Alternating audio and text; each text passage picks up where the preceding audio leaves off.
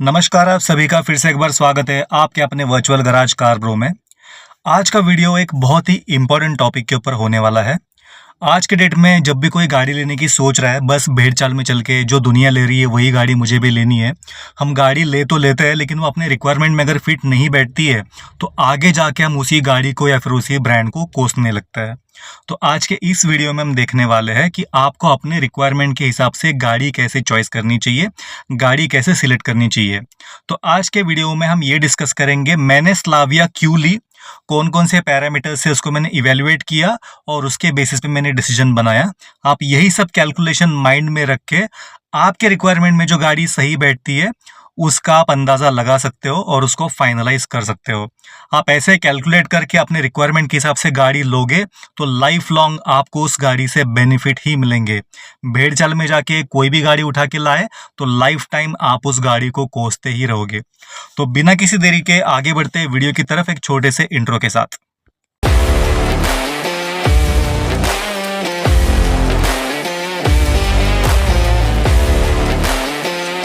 आगे बढ़ने से पहले आप सभी को रिक्वेस्ट है, आपने अब तक हमारे चैनल को सब्सक्राइब नहीं किया प्लीज़ कर दीजिए, बिल्कुल फ्री ऑफ कॉस्ट है।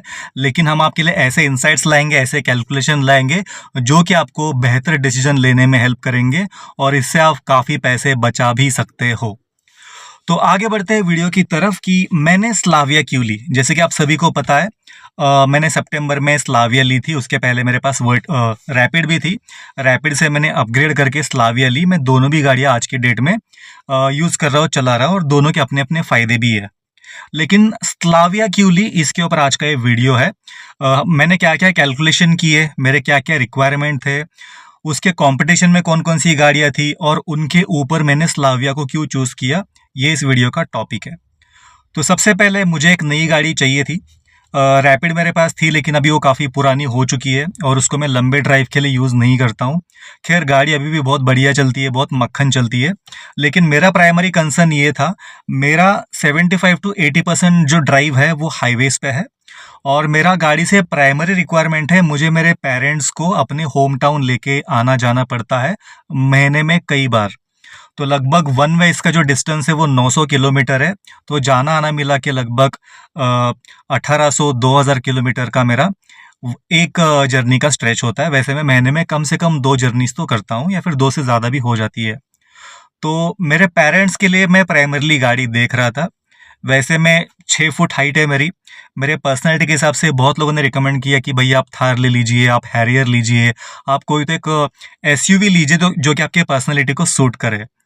मैं अगर एसयूवी ले लेता, अगर मैं थार लेता तो उसमें मेरे पेरेंट्स को चढ़ने उतरने में और ये 900 किलोमीटर के वन वे जर्नी में उनको कंफर्टेबल नहीं लगता, उनको काफ़ी तकलीफ होती। तो सबसे पहला मेरा प्राइमरी रिक्वायरमेंट था मेरे पेरेंट्स को बैठने में और ट्रैवल करने में जिसमें आसानी हो, मुझे वो सेगमेंट चूज़ करना था। तो इसमें एक तो हैचबैक्स है, एक तो सिडान्स है और इसमें आते हैं अपने एसयूवीज। एक्चुअली में वो क्रॉसओवर्स ही होते हैं लेकिन उसको हम एसयूवी कह के आजकल बेचा जा रहा है। तो मुझे इन तीनों में से कोई एक सेगमेंट चूज़ करना था। तभी स्लाविया लॉन्च हुई। मेरा वैसे रैपिड को अपग्रेड करने का कोई प्लान नहीं था, लेकिन स्लाविया जब लॉन्च हुई, स्लाविया और वर्टस, तो एक ऐसा ऑप्शन इन लोगों ने इंडियन कंज्यूमर्स को दिया कि आपको सेडान में वही राइड एंड हैंडलिंग, वही आपको सेफ्टी, बढ़िया ड्राइविंग डायनामिक्स मिलेंगे, साथ ही साथ आपको इसमें ठीक ठाक सा ग्राउंड क्लियरेंस भी मिलेगा। तो ना ये गाड़ियाँ काफ़ी नीची थी और ना बहुत ज़्यादा हाइटेड थी कि चढ़ने में मुश्किल हो जाए। एक परफेक्टली बैलेंस्ड ऑप्शन इन लोगों ने उस टाइम पे प्रोवाइड किया था और तभी मैं मेरे पेरेंट्स के लिए गाड़ी लेने की सोच रहा था। मैं तुरंत मेरे मम्मी पापा को लेके शोरूम गया। स्लाविया डेमो कार अवेलेबल थी। उनको चढ़ने में, उतरने में, बैठने में कोई तकलीफ हुई नहीं। हमने एक टेस्ट ड्राइव भी लिया। काफ़ी इसमें अच्छा स्पेस था बैठने के लिए। दोनों को घुटने का प्रॉब्लम है तो अच्छा खासा पैर फैला के बैठ भी पा रहे थे। तो उनको ये गाड़ियाँ बहुत ही कंफर्टेबल लगी। तो हमने डिसाइड किया कि अगर गाड़ी लेनी है तो आपको सिडान ही लेनी है। तो सबसे पहला जो फ़िल्टर था वो तो क्लियर कर लिया कि अपने को सिडान लेनी है। अभी मैं सिडान में ऑप्शंस ढूंढ रहा था कि इसके अलावा और कोई बेहतर अगर ऑप्शन होगा तो मैं उसकी तरफ भी क्यों ना देखूं। तो सिडान में जब मैंने ये गाड़ी ली तब जो ऑप्शंस थे, सबसे पहले इसमें होंडा सिटी का ऑप्शन था जो कि एक बहुत ही बेहतरीन गाड़ी है मेरे हिसाब से। उसके बाद स्लाविया की ही बहन सिबलिंग्स दोनों VW वर्टस का भी ऑप्शन था। गाड़ी एकदम सेम है, सिर्फ लुक्स में अलग है। बाकी गाड़ी का शेप, साइज, हर एक चीज़, इंजन विंजन सब सेम है, सिर्फ दिखने में दोनों थोड़ी सी अलग है। तो वर्टस, होंडा सिटी, वरना भी जो न्यू जेन आई है 4 जेन, उसका ऑप्शन भी था, और उसके अलावा मेरे पास इसमें सियाज का ऑप्शन था। तो सियाज, वरना, सिटी और वर्टस, इन चारों को छोड़ के मैंने स्लाविया क्यों चूज की, वो हम आगे देखने वाले हैं। तो सबसे पहले मैंने डिसाइड किया कि मुझे सीडान लेनी है। सीडान में मेरे क्या क्या रिक्वायरमेंट्स थे वो भी हमने नोट डाउन कर लिए। तो सीडान में जो मेरे स्पेसिफिक रिक्वायरमेंट है वो थे, जैसे कि मैंने बताया कि मेरा 75 to 80% जो ड्राइव है वो हाईवेज पे होता है। तो उसके हिसाब से 75% पकड़ के चलते हैं। 75% मेरा हाईवेज पे ड्राइव है, 25% मेरा सिटी में ड्राइव है। तो इसमें अगर मैं कंपटीशन में देखूं तो कौन कौन सी गाड़ियां हैं जो परफेक्टली बैलेंस्ड है हाईवे ड्राइव्स के लिए, तो इसमें सबसे स्लाविया और वर्टस, दोनों ही गाड़ियां बिना किसी डाउट के इस फिल्टर को क्लियर करती थी। ये गाड़ियां बनी ही हाईवेज पे ड्राइव करने के लिए है। बहुत ही बढ़िया सेफ्टी, बहुत बढ़िया बिल्ड, बहुत बढ़िया राइड एंड हैंडलिंग, बहुत अच्छी ब्रेकिंग। अगर ड्राइवे पे इन गाड़ियों को चलाओगे तो आप दूसरी गाड़ी की तरफ देखोगे भी नहीं। तो सबसे पहले टॉप पे आ रही थी स्लाविया और वर्टस। इसके अलावा वरना जो है, वरना भी जो 4 जेन वरना है, बिल्ड में काफ़ी अच्छी है, राइड एंड हैंडलिंग इसकी अच्छी है, पावर एंड परफॉर्मेंस अच्छा है। तो यहाँ पे इनके कंपटीशन में वरना भी थी। तो जो मेरा पहला रिक्वायरमेंट था ड्राइविंग, इसमें स्लाविया, वर्टस और वरना, तीन गाड़ियाँ टॉप एकदम फिट हो रही थी।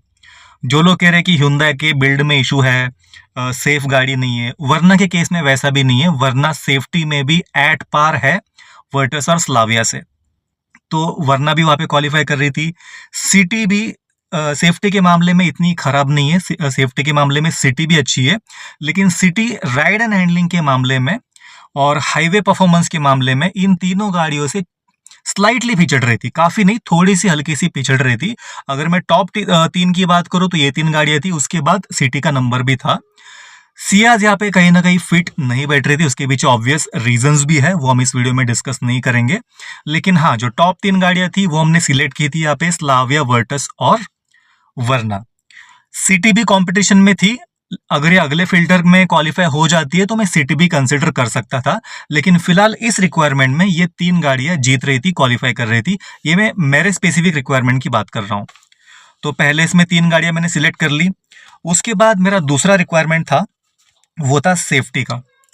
इसके पहले मैं पहले रिक्वायरमेंट की बात करूं, यहाँ पे काफी सारे होंडा ओनर्स ऑफेंड हो जाएंगे, कमेंट में आके उल्टा सीधा बोलना लगेंगे। तो भाई, सिटी को मैं बुरा नहीं बोल रहा हूँ, लेकिन ऑनेस्टली सिटी में ड्राइव करता हूँ, मैंने ड्राइव की भी है बहुत बार। जब हम हाईवे पे ड्राइव करते हैं ना, वैसे तो गाड़ी बहुत कंफर्टेबल है, उसके कुशंस बहुत अच्छे हैं, लेकिन इसके कुशंस बहुत ही सॉफ्ट है। आप जैसे ही 400-500 किलोमीटर का वन वे जर्नी करते हो तो आपको बहुत ही थकान फील होने लगती है। दूसरा, होंडा सिटी जो लेटेस्ट जनरेशन है, उसकी जो सस्पेंशन है वो काफी सॉफ्टली ट्यून्ड है। इसी कारण आपको हाईवेज पे थोड़ा बोट जैसा राइड मिलता है। इससे आपको थकान ज्यादा होती है और ये कहीं ना कहीं राइड एंड हैंडलिंग पे थोड़ा सा कॉन्फिडेंस आपका कम करता है। तो जितना राइड एंड हैंडलिंग इन तीनों गाड़ियों का है, वहां पे सिटी थोड़ी सी पीछे पड़ती है इसके सॉफ्ट सस्पेंशन की वजह से। और कंफर्ट में इसके कुशंस काफी ज्यादा लाइट और सॉफ्ट है, तो आपको लंबे जर्नी में हल्का सा यहाँ पे डिस्कम्फर्ट या फिर थकान फील होगी। तो हाईवे ड्राइव के हिसाब से सिटी यहाँ पे थोड़ी सी पीछे मैं कंसिडर कर रहा हूँ। ठीक है, तो बिल्कुल ऑफेंड होने की बात नहीं है। मैं आगे डिस्कस भी करूंगा कि सिटी में कौन से कंडीशन में कंसिडर करता था वीडियो के एंड में। उसके बाद मेरा सेकंड रिक्वायरमेंट था सेफ्टी। अब जहाँ पे सेफ्टी की बात आती है, वहां पे सियाज अपने आप साइड में हट चुकी थी। हालांकि मारुति की दूसरे गाड़ियों से सियाज, एस क्रॉस और ब्रेजा, इनकी सेफ्टी, इनका जो बिल्ड है वो ठीक ठाक है। लेकिन अगर मैं कंपटीशन में देखूं वरना, वर्टस, होंडा सिटी या फिर स्लाविया से, तो यहाँ पे सिटी पहले राउंड में बाहर निकल जा रही है सेफ्टी के मामले में। उसके बाद बचती है होंडा सिटी, वरना, वर्टस और स्लाविया। तो अगर हम रैंकिंग वाइज देखें तो सबसे टॉप में आपको दिखेगी स्लाविया और वर्टस। उसके बाद आती है वरना। वरना को भले सेफ्टी रेटिंग अच्छी मिली हो, लेकिन यहाँ पे काफी सारे सेफ्टी फीचर्स होते हैं, जो प्रैक्टिकल फीचर्स होते हैं, उन मामलों में ये जो जर्मन ट्विंस है काफी आगे निकल जाता है। और सेफ्टी के मामले में जर्मन ट्विंस का पहले से भी कोई तोड़ नहीं था और आज भी नहीं है। तो नो डाउट यहाँ पे अगेंस्ट स्लाविया और वर्टस टॉप पे आ रही है, फॉलोड बाई वरना, उसके बाद होंडा सिटी।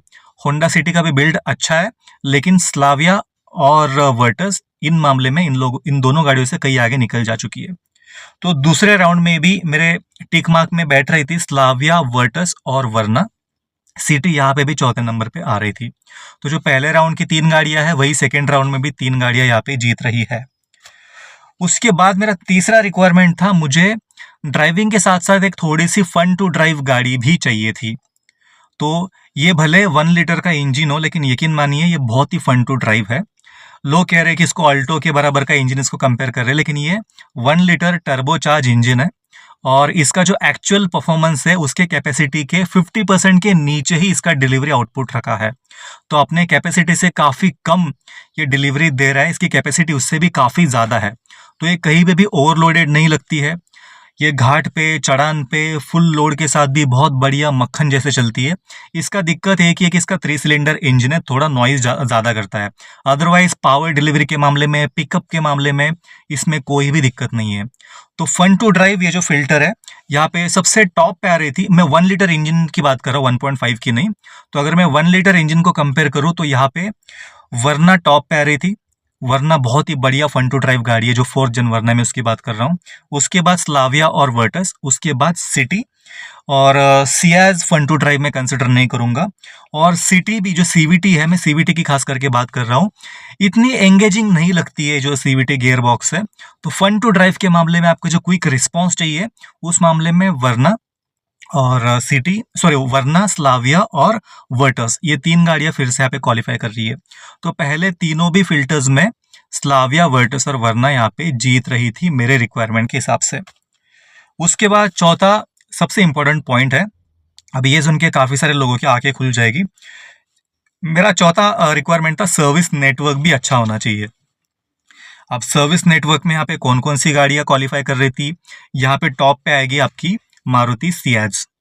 सियाज का नो डाउट आप टीयर 1, टीयर 2, टीयर 3 छोटे से छोटे गांव में भी जाओगे तो सर्विस नेटवर्क अच्छा है और इसको आप लोकली भी रिपेयर कर सकते हो, गाड़ी में कोई दिक्कत आती नहीं है। तो यहाँ पे क्लियर विनर सियाज थी। सियाज के बाद यहाँ पे वरना, मारुति के बाद किसी का अगर अच्छा नेटवर्क है तो वो ह्युंडई का है, तो यहाँ पे वरना। और सिटी भी कम नहीं थी, होंडा का भी सर्विस नेटवर्क काफी अच्छा है। तो यहाँ पे टॉप रैंकिंग में देखूँ तो 1 नंबर पे सियाज, फिर वरना, फिर सिटी आ रही थी। लेकिन मेरे रिक्वायरमेंट यहाँ पे स्लाविया और वर्टस भी बैठ रही थी, क्योंकि मैं ये मानता हूँ कि जर्मन गाड़ियों का सर्विस नेटवर्क उतना अच्छा नहीं है जितना मारुति या फिर ह्युंडई या फिर होंडा का है। लेकिन मैं जिन शहरों में रहता हूँ या फिर जिन शहरों में ट्रैवल करता हूँ वो शहर है मुंबई, पुणे, उडुपी और मैंगलोर। इन चारों सिटीज में जहाँ पे मैं ट्रैवल करता हूँ, चारों जगह पे स्कोडा का नेटवर्क बहुत तगड़ा, बहुत अच्छा है। मेरे सिटीज में ही इनके शोरूम्स है, सर्विस सेंटर्स है। तो सर्विस के मामले में मुझे आज तक कोई दिक्कत आई नहीं थी। मैं कई सालों से रैपिड चला रहा हूँ, उसके पहले मैं पोलो और वेंटो भी चला चुका हूँ। तो मुझे कभी इन सिटीज़ में फोक्सवैगन, स्कोडा की सर्विस को लेकर कभी दिक्कत आई नहीं है। अगर मैं टीयर 3 सिटी में होता या फिर मेरे आसपास कोई सर्विस नेटवर्क नहीं होता तो इन गाड़ियों को मैं कंसिडर नहीं करता था। लेकिन मैं जिन सिटीज़ में हूँ, मुंबई, पुणे, मैंगलोर, उडुपी, चारों जगह इनका सर्विस नेटवर्क काफ़ी अच्छा है। तो सर्विस नेटवर्क के मामले में भी यहाँ पे स्लाविया और वर्टस जीत रही थी। तो जो मेरे चारों ड्राइविंग रिक्वायरमेंट थे, जैसे कि ड्राइविंग 80% हाईवेज में, safety, fun to drive, service network, इन चारों इसमें 3 गाड़ियां क्लियरली जीत रही थी एवरेज स्कोरिंग के हिसाब से, जो कि है स्लाविया, वर्टस और वरना।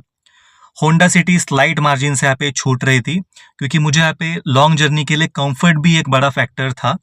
तो सस्पेंशन और जैसे मैंने कहा कि लाइट इसके जो कुशन्स है उसके कारण मैंने यहाँ पे इस ड्राइव के लिए, लंबे ड्राइव के लिए सिटी को कंसिडर नहीं किया। तो वहाँ पे स्लाविया, वर्टस और वरना तीनों जीत रहे थे। अब मुझे सिलेक्ट करना था इन तीनों में से कोई एक गाड़ी। तो यहाँ पे और कुछ मैंने फिल्टर्स ऐड किए, जैसे कि चढ़ने उतरने में मैंने आपको पहले कहा कि एक ऐसी गाड़ी चाहिए थी कि जो बहुत ज़्यादा नीची भी ना हो और बहुत ज़्यादा हाइटेड भी ना हो। तो उस हिसाब से स्लाविया और वर्टस का जो ग्राउंड क्लियरेंस है वो परफेक्ट था मेरे मॉम डैड को गाड़ी के अंदर बैठने के लिए और कंफर्टेबली ट्रैवल करने के लिए। दूसरी चीज़, इसका ग्राउंड क्लियरेंस भी अच्छा है, वरना थोड़ी सी हाइट में, मतलब ग्राउंड क्लियरेंस उसका कम है तो बड़े बड़े ब्रेकर पे लग जाती है। वो चीज़ स्लाविया और वर्टस के साथ नहीं है। और सेफ्टी भी अगर हम देखें, नो डाउट वरना भी काफ़ी सेफ गाड़ी अच्छे रेटिंग के साथ आई है, लेकिन प्रैक्टिकल सेफ्टी जो फीचर्स दिए हैं उसमें ये जर्मन ट्विंस जीत रहे थे। तो उसके बाद स्लाविया और वर्टस 2 गाड़ियाँ जीत रही थी। अभी मुझे फाइनल करना था इन दोनों में से किसी एक गाड़ी को। अभी दोनों गाड़ियों का इंजन सेम है, चासिस सेम है, साइज सेम है, हर एक चीज़ इसमें सेम है, लेकिन मैंने स्लाविया क्यों चूज़ की वर्टस के ऊपर? तो यहाँ पे मैंने और एक फ़िल्टर ऐड किया, वो है गाड़ी के लुक्स। अभी लुक्स काफ़ी सब्जेक्टिव चीज़ होती है। मुझे स्लाविया के लुक्स पर्सनली बहुत ज़्यादा पसंद है क्योंकि ये बहुत ज़्यादा क्लासी लगती है।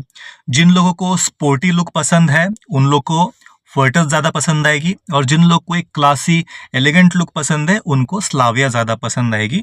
तो मैं उस कैटेगरी का बंदा हूँ, मुझे बहुत ज़्यादा स्पोर्टी लुक पसंद नहीं है, मुझे एक डिसेंट सा लुक चाहिए था, एक क्लासी लुक चाहिए था। तो उस फ़िल्टर पे यहाँ पे स्लाविया परफेक्टली मैच कर रही थी।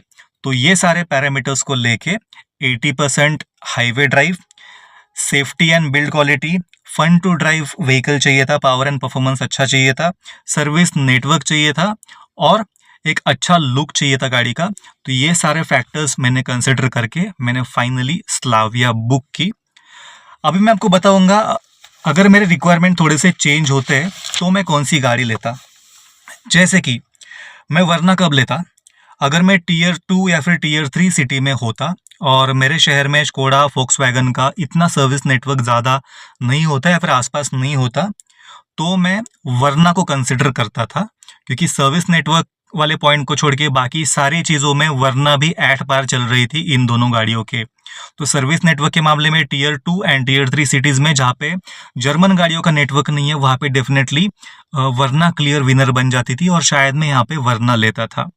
या फिर मैं सिर्फ अगर उडुपी मैंगलोर में रहता, मैं पुणे बैंगलोर में नहीं रहता, तो भी मैं शायद वरना कंसिडर कर सकता था ओवर स्लाविया एंड वर्टस।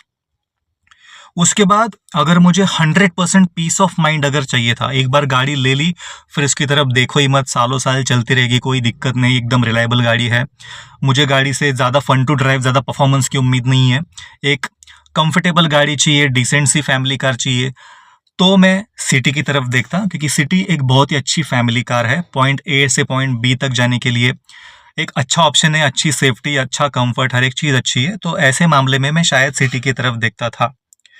और अगर मेरा ड्राइविंग 90% अगर सिटी में होता और मुझे एक कॉस्ट इफेक्टिव गाड़ी चाहिए थी, जिसका मेंटेनेंस काफ़ी सस्ते में हो जाए, जिसका सर्विस काफ़ी सस्ते में हो जाए, जिसके पार्ट काफ़ी सस्ते में हो, और मैं मोस्टली सिटी में ही चलाऊं, तो ऐसे केस में नो डाउट मैं सियाज ही लेता था, क्योंकि कम पैसों में आपको एक अच्छी बड़ी प्रॉपर फुल साइज सीडान मिल रही है, जिसमें स्पेस अच्छा है, कंफर्ट अच्छा है, जेब पे भारी नहीं पड़ती है, और आपको हाईवे पे वैसे भी ज़्यादा ड्राइव करने नहीं है, तो बाकी के फिल्टर्स इतने मैटर नहीं करते हैं। तो इसकी बिल्ड भी सिटी के हिसाब से ठीक ठाक ही है। तो ऐसे केस में मैं सियाज लेता था, क्योंकि प्राइस डिफरेंस भी बहुत है सियाज और बाकी की गाड़ियों में। तो 4 पैसे आपके बच भी जाते थे और आपके बाकी की रिक्वायरमेंट भी फुलफिल हो सकती थी। तो दोस्त, वीडियो का सारांश ये है, आप कोई भी गाड़ी अपने रिक्वायरमेंट के हिसाब से लोगे तो वो गाड़ी आपको प्रैक्टिकल लगेगी, अच्छी लगेगी। मेरा काम ये है कि आपको जेन्युइन एडवाइस देना, कौन सी गाड़ी अच्छी है, कौन सी गाड़ी नहीं है, आपके रिक्वायरमेंट के हिसाब से। कोई भी गाड़ी बहुत ज़्यादा अच्छी भी नहीं होती, कोई भी गाड़ी बहुत ज़्यादा खराब भी नहीं होती। ये सब डिपेंड करता है अपने स्पेसिफिक रिक्वायरमेंट के ऊपर। मैंने पिछले वीडियो में स्कोडा स्लाविया की 4 अच्छी चीज़ें गिना दी, तो होंडा वाले ऑफेंड हो गए, होंडा वाले आके कमेंट में गालियाँ बकने लगे, स्कोडा से कितने पैसे लिए। और मैंने मेरा जो लेटेस्ट वीडियो है उसमें मैंने जर्मन गाड़ियों के टिप्स के बारे में बात की थी, मेंटेनेंस के बारे में बात की थी, तो स्कोडा वोक्सवैगन जर्मन गाड़ियों के ओनर्स ऑफेंड हो गए, वो आके गालियाँ बक रहे हैं। तो दोस्त, मैं आपके ऊपर कोई पर्सनल कमेंट नहीं कर रहा हूँ। गाड़ियों में कुछ कमियां होती है, कुछ खूबियां होती है, अगर हम लोग उसको हाईलाइट नहीं करेंगे तो मैन्युफैक्चरर्स उसके ऊपर कभी काम नहीं करेंगे। तो एज अ ओनर हमें ब्लाइंड फॉलोअर्स नहीं होना है। गाड़ी में अगर कुछ कमी है तो वो सामने आनी चाहिए, तभी जाके कंपनी वाले अपने को अच्छी वैल्यू देंगे। हम जितना इस गाड़ी के पीछे फैन बॉय बन के पागल होते हैं, एक दूसरे को गाली गलौज करते हैं, आप जाके शोरूम में देखना, आपको कोई वहां पे पहचानता भी नहीं होगा। मेरे पिछले वीडियो में जितने जर्मन ओनर्स ने मुझे गालियां बकी है, जो दूसरे लोग कमेंट कर रहे हैं उनको भी आके गालियां बक रहे हैं, आपको पता नहीं होगा। ये जो कंपनी के ओनर्स है, शोरूम के मालिक है, ये लोग आपको जानते भी नहीं रहेंगे। आप शोरूम के अंदर जब जाते हो तो उनका सबसे पहला अप्रोच होता है कि आपको कैसे किस तरह से लूट लिया जाए। तो आप जितना फैन बॉय बने घूमते हो इन गाड़ियों के पीछे, क्या वो कंपनी वाले आपके बारे में भी इतना ही सोचते हैं? इसका क्लियर जवाब है ना। तो जो भी वीडियो आता है आप उसको एक बार ध्यान से सोचो, सुनो, एनालाइज करो। अगर कोई चीज किसी ने गलत बोली है, अगर मेरे पिछले वीडियो में मैंने कुछ गलत चीज़ बोली है, पॉइंट बाय पॉइंट आप जाके मुझे लिख के दे सकते हो कि भाई आपने ये चीज़ गलत बोली है, तो मैं मेरे नॉलेज में सुधार करूँगा। मैं आपको टिप्स दे रहा हूँ कि आपने इसका ध्यान नहीं रखा रखा तो आगे जाके खर्चा आ सकता है। आप उसको लेके भी ऑफेंड हो रहे हो। मेरे पास पोलो है, 10 साल से चला रहा हूँ, कुछ नहीं हुआ। यही तो कहने का मेरा मकसद था मेरे भाई, आप गाड़ी को प्रॉपर केयर करोगे टाइम टू टाइम, तो गाड़ी आप 10 साल क्या 20 साल भी चला सकते हो। इसमें ऑफेंड होने वाली क्या बात है? उसके पहले मैंने स्लाविया की तारीफ क्या कर दी तो होंडा वाले ऑफेंड हो गए। तो ये वीडियो में भी होंडा सिटी फैंस या फिर वर्टस फैंस या फिर वर्ना फैंस, आपके गाड़ी को किसी ने बुरा नहीं कहा है। ये वीडियो का सारांश ये था कि आपको कैसे गाड़ी सिलेक्ट करनी है, आपके रिक्वायरमेंट जॉट डाउन करने हैं, कौन कौन से ऑप्शन है वो आपको लिख के लेने हैं, और कौन कौन सी गाड़ियाँ आपके रिक्वायरमेंट में क्वालिफाई करती है, उसको फिल्टर आउट कर कर करके फाइनल गाड़ी आपके नज़र में आ जाएगी। तो ऐसे आप गाड़ी सिलेक्ट कर सकते हो। मैंने स्लाविया ली है, मैं सबको बोलूँगा स्लाविया ले लो। हो सकता है आपके रिक्वायरमेंट में ना बैठती हो, आप हिमाचल में रहते हो, आप पहाड़ी एरिया में रहते हो जहाँ पे रास्ते वगैरह अच्छे नहीं है, वहाँ पे मैं सीडान रिकमेंड क्यों ही करूँ। अगर मैं आपको बोलूँगी स्लाविया ले लो, सिटी ले लो, और आप ऐसे रास्तों पे उबड़-दोबड़ रास्तों पे जाओ, तो ये गाड़ी आपको कभी अच्छी नहीं लगेगी। वहाँ पे आपको चाहिए बड़ा ग्राउंड क्लियरेंस। तो ऐसे आप एक बुक, पेन एंड पेपर लेके आपके सारे रिक्वायरमेंट नोट कीजिएगा। उस रिक्वायरमेंट में कौन कौन सी गाड़ियाँ आती है उसका नाम लिखिए, कौन सी गाड़ियाँ नहीं आती उसको आप कट करते जाइए। जो आखिर में जो गाड़ियाँ बचेगी उनमें से आपको चॉइस करना है, उनमें से आपको गाड़ी लेनी है। वो गाड़ी आपको लाइफ लॉन्ग बेनिफिट ही देगी और आपको खुशी ही देगी।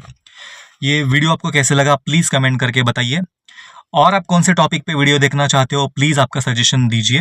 कमेंट में मैंने कुछ यूज़फुल एक्सेसरी दी है जिसके ऊपर 50 to 60% का डिस्काउंट चालू है, आप उसको जाके अवेल कर सकते हो। बहुत ही यूज़फुल सेफ्टी एक्सेसरीज़ है।